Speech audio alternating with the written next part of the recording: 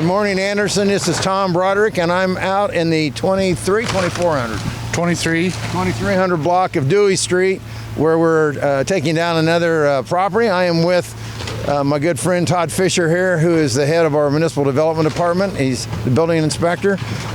So we're about 265 and counting, I think, right now. Tell us about this property. Right. This was one that was left over from blight. We had problems, couldn't acquire it, but the owner still wanted to work with us, so we partnered with her to get it down, and she's low income, she'll still own the property so long as she maintains it. Okay. And when we talk about the blight, we're talking about the blight elimination program. It was officially called several years ago when we had federal money coming in from the Treasury, and since that time, that money went away. They stopped that program at the federal level, but we're still using local money for jobs like this. Yes, this is through community development, the blight program still, but it's through the city. Right. We have basically three areas we take our money from for the programs now. Community development, which is community block grant funds, which are also federal funds, but they're different and separate from the ones I talked about a minute ago. And then we have in Todd's department, he has demolition money as well. And then also the Board of Works also has money. Plus, we're in the process of going before the Redevelopment Commission to ask for additional sums, much larger, to be able to even do more and faster. Which would be great, because we have some bigger projects we'd like to take on.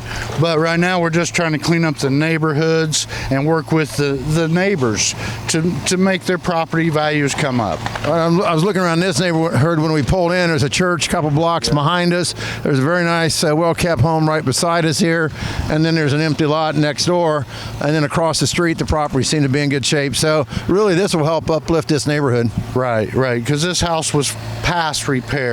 When the electric, plumbing, heating is gone with the damage to the property, no one will put the money in. It won't be worth as much as we flattened it. And we were talking before we came on camera a few minutes ago, but at this moment in time, about how many have you got targeted actually setting on your board there in the office? Well, we have over 30 on the board, and then we have 40 that are in preliminary stages that we're working on. So plus the 70. Right. Okay. It sounds like it's going to be a busy year. It's going to be a busy year, especially if we get the funding. We will be able to do quite a cleanup.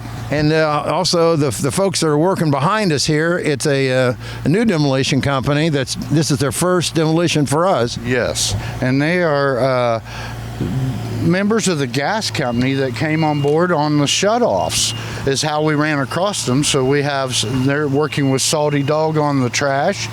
So we have some contractors that are actually working together. And this company, their name is Madco, and like you said, they had previously worked with the gas company. That's how you bumped into them. And for what it's worth, I did ask them quit cutting up our streets, but they now work on their own and have this company, and they're doing this, and we hope they do a great job here, and hope that they'll be one of our competitive bidders in the future.